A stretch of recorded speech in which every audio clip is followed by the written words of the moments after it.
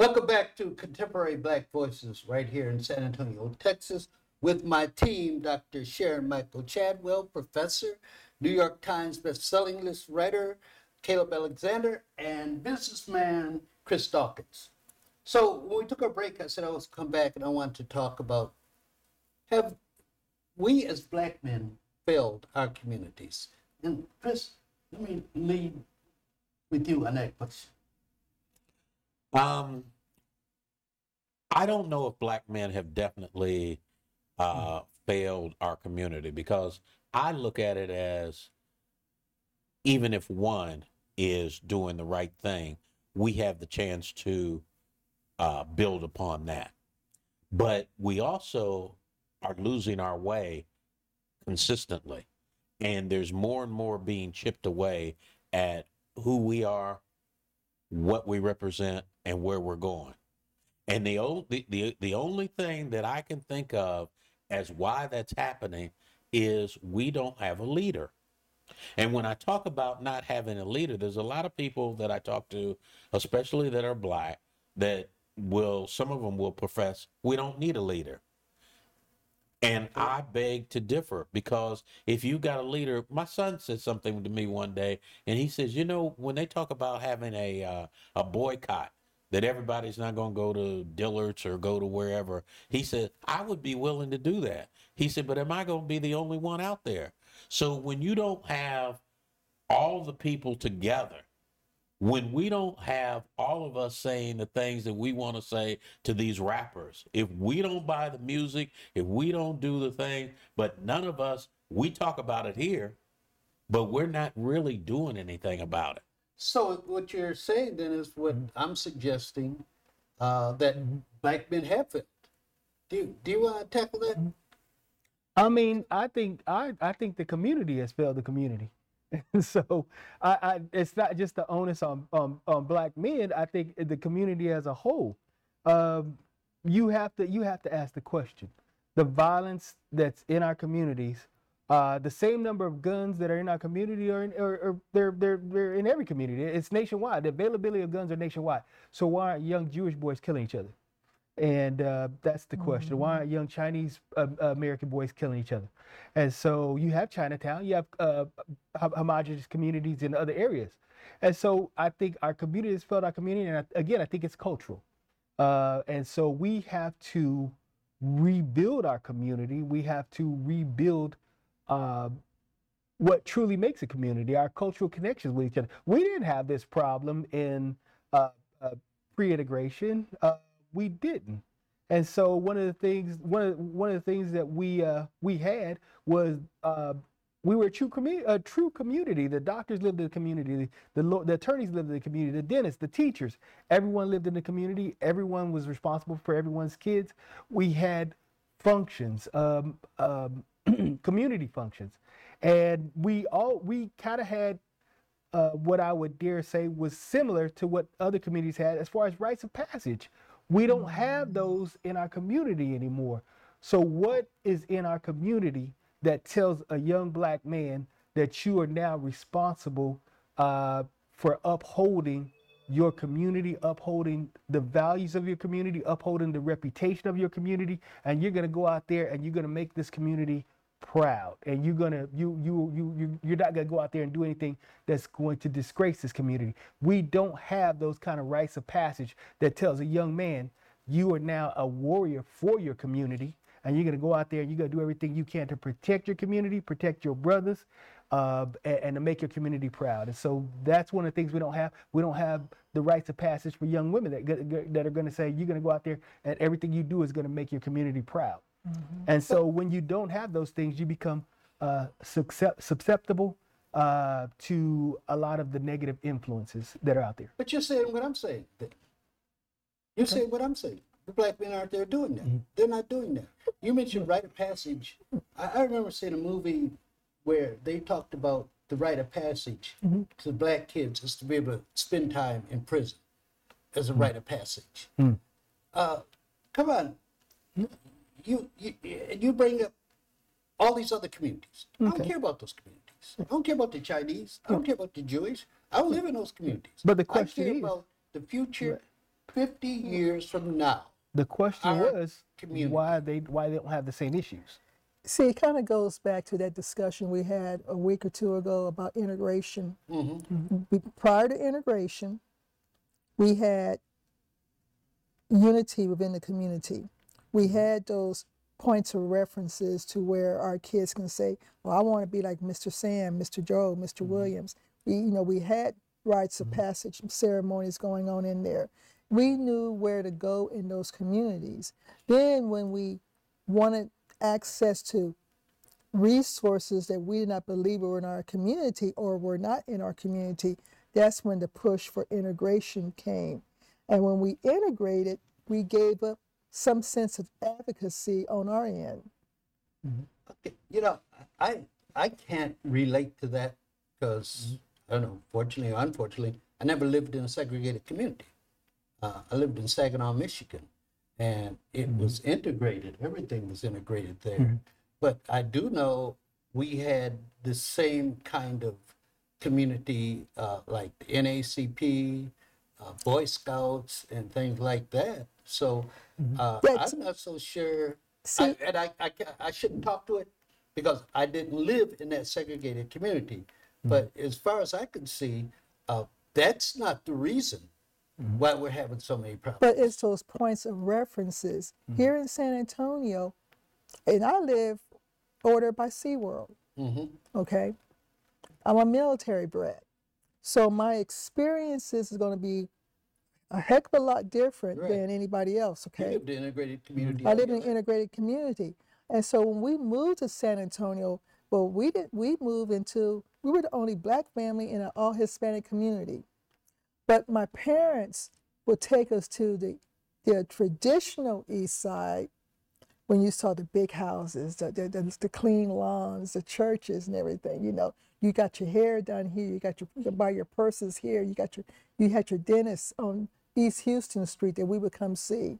We knew where to come on the East Side because there were points of references there that we could connect to. Now the question becomes, the black community is so widespread. It's just so widespread, do our kids know where to go for those points of references? And so, the Hispanic community, they have those communities all over the place, okay, to where, those kids know where to go for this and that and that and this. If we had a larger Asian community or Chinese community in San Antonio, rest assured there will probably be a Chinatown here. But because there's not a Chinatown here, they go to Houston. Okay? The Nigerian community, they go to Houston. They know where to go. So there's a sense of like we're walking through the desert trying to figure out where to go. That Teflon spirit that I think we had back in the 60s before the civil rights movement was going on, to where we fought hard, we sought hard. A lot of that is missing. I don't know. Is it so much that we lived in segregated communities, or was more in the 60s we identified something to fight for? We did, led by King. Apartheid, that united us. And unfortunately, going back to what Chris is saying, we lost the leader when he was only 39. So we lost a lot of the leading we would have gotten from Dr. King. As we Or a integrate, Malcolm X, or well, that is what Malcolm said, the integrated community, as Dr. King. I agree, but what I'm talking about is that all of our leaders were killed, okay? And every time one would emerge, that one was killed. So, and then you had white America deciding, who are we going to let be the ultimate leader? Is it going to be Malcolm, or is it going to be King? Just fast forward today. Okay. Kylie Irving. All he did was just post a link on LinkedIn, right? And he got decimated, right? Right. He got literally decimated Right. And what did he do? I was trying to figure what did he do wrong, which prompted me to do a little bit more research. What did he post? Let me find out a little bit more information on this. But he got decimated. It's kind of like our leaders can only rise so far Right. before boom. Right. I think that was one of the reasons why Black Lives Matters was set up and structured the way it was structured. So you can't take out one person and end the movement. And so there were leaders in every community around the country. So Behind the Black Lives But Matter. Behind the even Black Lives if you, Matter. but if you look at that Black Lives Matter, who are we? There's some stuff in there to where You know what you're driving. Right. it's kind of like there's some stuff in the who are we that kind of counters maybe Right. the values and beliefs of the Black community. I was talking about the way it was just structured as It far was as the leadership intent. goes, the microstructure. You know what I mean? The way the leaders are set up in every community, so you can't just take out one person. And so it's local community leadership that matters more than national leadership in this instance. Oh, Go ahead. Well, let's get back to. I don't think you answered it your own way, and I kind of seems though you're skirting around the issue. Okay, to me, you're skirting around the issue. Okay, tell us, Professor. The what I was trying to allude to is the failure of us as Black men to take care of our communities, to take care of them, to Yes. take care of our kids. Yes. To give them what they need. I mean, you got some guys out here, they got babies by 4 or 5 different women. Well, you know, when I and was- none of them are taking care of any of them. When I was teaching at Douglas Elementary, okay, and that's dead smack on the east side, right? I was trying to get Black men to come over to be mentors to the kids, okay? I said 1 day a week, twice a month, but then we needed the faces. And I was getting all kind of reasons as to why They couldn't. they couldn't. But here comes Black History Month, the MLK Commission. All of a sudden, these same gentlemen got excited and got involved in all those activities. And then they got on me because they said, well, you don't do the march? I said, no, I march around the desk 186 days trying to help my babies. I said, you guys get excited over one week, 1 month. I said, but we need assistance throughout the year. You know, Fred, I'm going to answer your question. Yes, we have as men not done that, but more importantly, I think as a society, as Black society, as Caleb was talking about, we have failed to identify as Black, and that we need to be Black first, okay? And before we do anything else, we've got to be Black first. And because we haven't done that is the reason why we have failed. Well, did we lose that? Because I remember I was a young man at the time, but part of the 60s, you know, Black men were calling each other brother, calling Our Lady sister. You better not call a Black woman a bitch back there. You get your butt whipped. Right. You know? Right. And there was that unity, but that unity was built around a cause that we all could identify. or culture. Well, no, we identified the enemy. That was a Southern racist white man, and what King did, and what we saw is that who we're trying to be like? Well, we're better than that. We're Black, and so then you got James Brown coming out with "Said Loud, I'm Black and I'm Proud," and There's a cultural Curtis movement. Mayfield songs, you know, and all these positive. But you know, songs. but even our music, just think about it. Our music has been misappropriated. We've got people who are singing rhythm and blues who have no connection to the Black community, who have really taken over, you know, that genre. And you so talk about Black singers. we have all kind of singers who are not Black, Okay. who are entering these genres that we were so proud to have ownership, you know, to support, to lift up, to Like where a Justin Bieber. yeah, like Justin Bieber now is a rhythm and blues king, like the stuff like that. Oh, okay. Okay, and so our kids' points of references are slowly drifting away. And like Fred's talking about, where's the song "We're a Winner"? Yeah, where is that? Where's that at? We don't have that. Mm-mm, You know, the mm-mm, songs mm-mm. we were singing, and And more importantly, there are no songs or music that addresses black. And that was my point before, is that we have lost who it is that we are, and we're no longer promoting that. We do have the ability to be able to do that, but nobody is doing that. But see, you're you saying know, what Cornel West is saying. Yeah. Exactly what he was see, saying. what's his name? But when Bob Johnson Mm-hmm. sold off BET, Right. that was a detriment to the black community Absolutely. because now any news that was worthy for us to know about the black community is now being controlled by white ownership. Comcast, isn't it? Comcast, right? Mm-hmm. They used to have a show like ours. They used to have a Sunday news show. They did away with that. That's how Tyler Smiley got started. He used to interview, but they Or did Ed away Gordon. with that. You know, I'm thinking about didn't Ebony at one time sell off to a white owner, but Yeah. they got it back.